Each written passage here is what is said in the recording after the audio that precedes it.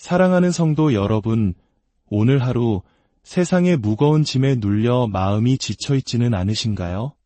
때로는 끝이 보이지 않는 터널을 걷는 것처럼 느껴지고 나의 미래가 과연 어디로 향하고 있는지 막막하게 느껴질 때가 있습니다.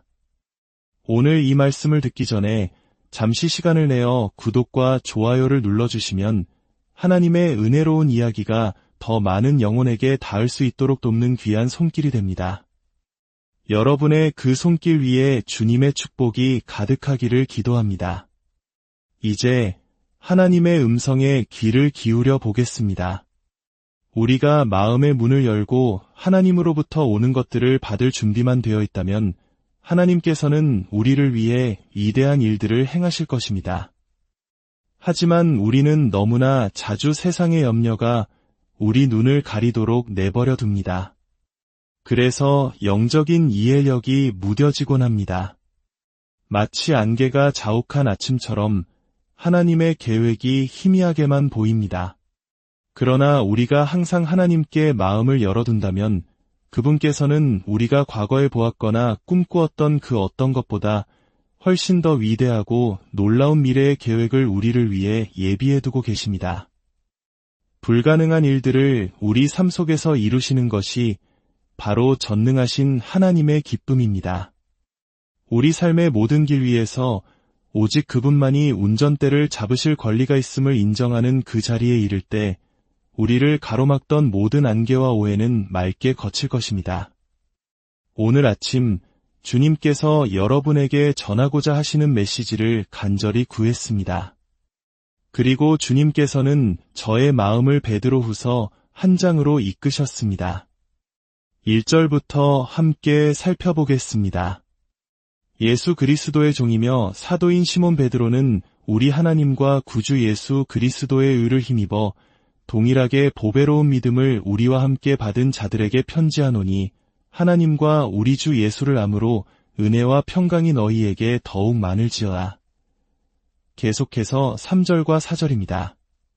그의 신기한 능력으로 생명과 경건에 속한 모든 것을 우리에게 주셨으니 이는 자기의 영광과 덕으로서 우리를 부르신 이를 암으로 말미암음이라.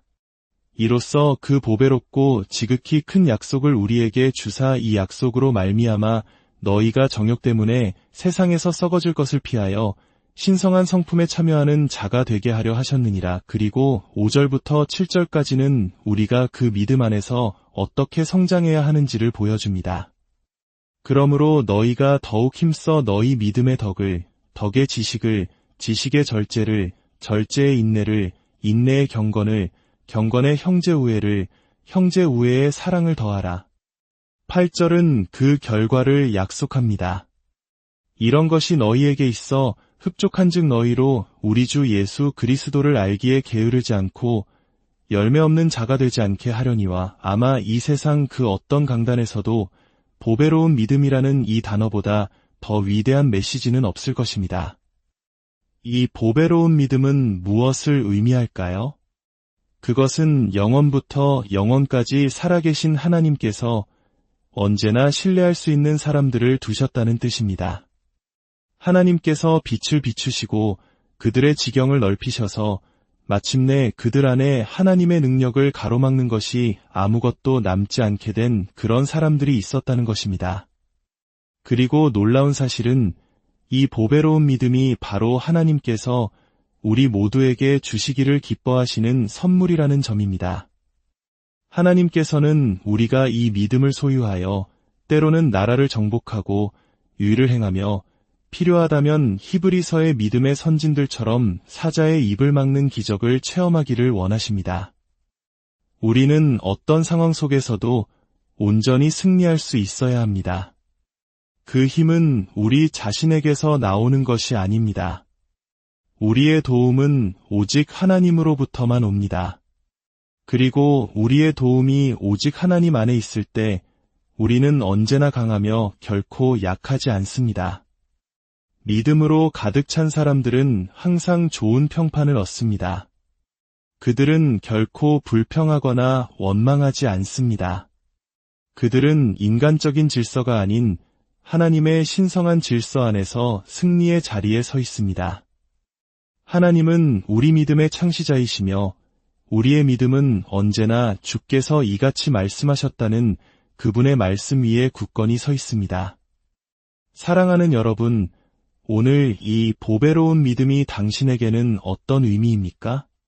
우리는 모두 믿음의 조상 아브라함의 믿음으로 인해 축복을 받고 있습니다. 기억하십시오. 우리가 받은 이 보배로운 믿음은 아브라함이 가졌던 것과 동일한 믿음입니다. 이 믿음은 바로 하나님의 말씀을 통해 우리에게 주어진 영원한 생명의 능력의 실체입니다. 어쩌면 지금 당신의 삶에 있는 어떤 장애물 때문에 이 믿음을 온전히 사용하지 못하고 있을지도 모릅니다. 저 역시 제 삶을 부수고 깨뜨려 이 믿음이 제 안에서 역사할 수 있는 자리로 저를 이끌기까지 마치 수천 대의 증기기관차가 제 위를 지나가는 듯한 고통의 시간을 겪어야 했습니다. 깨어진 심령을 통하지 않고서는 하나님의 깊은 곳으로 들어갈 다른 길이 없습니다. 우리가 이처럼 완전히 깨어질 때 우리는 영원히 우리 자신의 노력을 멈추게 됩니다. 왜냐하면 다른 분, 바로 그리스도께서 우리 삶의 고삐를 잡으셨기 때문입니다.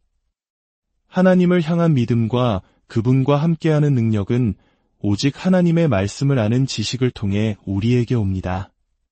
우리가 우리 자신에 대해 어떻게 생각하든 진실은 이것입니다.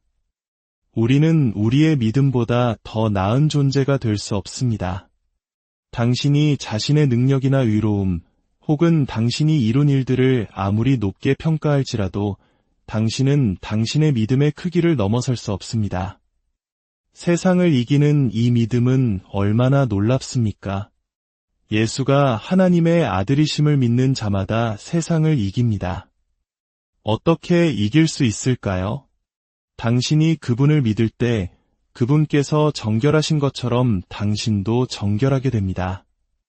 그분께서 강하시기 때문에 당신도 강해집니다. 그분께서 온전하시기 때문에 당신도 온전하게 됩니다. 그분의 모든 충만하심이 당신 안에 임할 수 있는 것은 바로 그분이 자신을 우리에게 계시하셨기 때문입니다. 믿음은 하나님의 말씀 안에 있는 살아있는 원리입니다. 우리가 성령의 인도하심에 우리 자신을 온전히 내어드릴 때 우리는 신성한 인도를 받아 하나님의 깊은 곳으로 들어가게 될 것입니다. 그러면 그분의 모든 진리와 계시, 그리고 그분의 마음이 우리에게 너무나 명확해져서 우리는 그리스도 안에 있는 믿음으로 살게 될 것입니다. 하나님의 생각에는 결코 작은 규모라는 것이 없습니다. 오늘 우리가 읽은 베드로후서 1장 2절은 이렇게 말합니다. 하나님과 우리 주 예수를 암으로 은혜와 평강이 너희에게 더욱 많을지어다. 하나님의 말씀은 언제나 더하는 것, 즉 곱셈의 원리를 따릅니다. 주님께서는 오늘 아침 우리 또한 그 곱셈의 법칙 위에 서 있기를 원하십니다. 하나님의 말씀은 변함이 없습니다. 그분의 의는 영원부터 영원까지 어제나 오늘이나 영원토록 동일합니다. 만일 내가 주님을 나의 생각 안에 제한한다면 그분은 내 안에서 역사하실 수 없습니다. 그러나 내가 하나님께 나 자신을 활짝 열면 그분은 반드시 나를 채우시고 나를 통해 흘러넘치실 것입니다. 우리의 기도가 응답받기 위해서라도 우리는 반드시 이 보배로운 믿음을 가져야 합니다. 하나님의 뜻대로 무엇이든지 구하면 그가 들으시는 줄 우리가 안즉 우리가 그에게 구한 그것을 얻은 줄로 또한 아느니라. 사랑하는 형제자매 여러분, 우리는 반드시 하나님의 임재 안으로 들어가 그분으로부터 우리 기도의 응답을 받아내야 합니다. 마가복음 11장 24절은 이렇게 선포합니다. 무엇이든지 기도하고 구하는 것은 받은 줄로 믿으라 그리하면 너희에게 그대로 되리라. 그 앞절인 23절에서는 마음으로 믿고 의심하지 않는 자에게는 산이 옮겨지는 기적이 일어날 것이라고 약속합니다. 우리는 실체를 가져야 합니다. 하나님을 알아야 합니다. 그분의 임재 안으로 들어가 하나님과 대화할 수 있어야 합니다. 이 보배로운 믿음은 하나님을 아는 지식을 통해 은혜와 평강 안에서 계속해서 증식합니다. 그것은 우리의 발을 반석 위에 두게 하며 우리를 믿음의 무한한 자리로 이끌어줍니다. 이 믿음은 당신이 하나님과 함께 그리고 하나님을 위해 어떤 일이든 감히 도전하게 만듭니다. 기억하십시오. 당신은 오직 하나님의 말씀 위에서만 세워질 수 있습니다. 만일 당신이 상상이나 당신 자신의 생각 위에 자신을 세운다면 당신은 잘못된 길로 갈 것입니다. 성경은 하나님의 말씀입니다. 그 기원은 초자연적이고 그 효력은 영원하며 그 가치는 형언할 수 없고 그 범위는 무한합니다. 성경은 사람을 거듭나게 하는 능력이 있고 그 권위는 오류가 없으며 모든 인류의 관심사이고 각 개인에게 적용되며 그 전체가 영감으로 되었습니다. 그러므로 말씀을 읽으십시오. 마음에 새기십시오. 말씀으로 기도하십시오. 말씀대로 살아내십시오. 그리고 그 말씀을 다른 이에게 전하십시오. 그것은 진실로 살아있는 하나님의 말씀입니다. 그 말씀은 사람 안에 하나님의 성품을 가져옵니다. 사람을 변화시켜 마침내 그를 하나님의 편지가 되게 합니다. 그의 생각을 바꾸고 그의 성품을 변화시키며 그를 은혜에서 은혜로 이끌어 마침내 영 안에서 유업을 얻게 합니다. 하나님께서 그 사람 안에 들어오셔서 거하시고 함께 걸으시며 그를 통해 말씀하시고 그와 함께 교제하십니다. 당신의 평강이 배가 될지어다. 당신은 크게 기뻐해야 합니다. 5. 신부가 신랑의 음성을 듣고 기뻐하는 것처럼 우리는 마땅히 기뻐해야 합니다. 우리는 우리의 신랑 되신 주님을 얼마나 사랑합니까? 그리고 그분은 우리를 얼마나 사랑하십니까? 그분은 얼마나 경배받기 합당하시며 그분의 용모는 얼마나 아름다운지요. 예수님의 임재 앞에서 다른 모든 것은 사라집니다. 사랑하는 형제자매 여러분, 하나님께서는 평범한 사람을 위한 자리를 가지고 계시지 않습니다. 하나님의 계획은 평범한 사람을 데려다가 연단의 과정을 통과하게 하셔서 그를 비범한 믿음의 자리로 이끌어내시는 것입니다.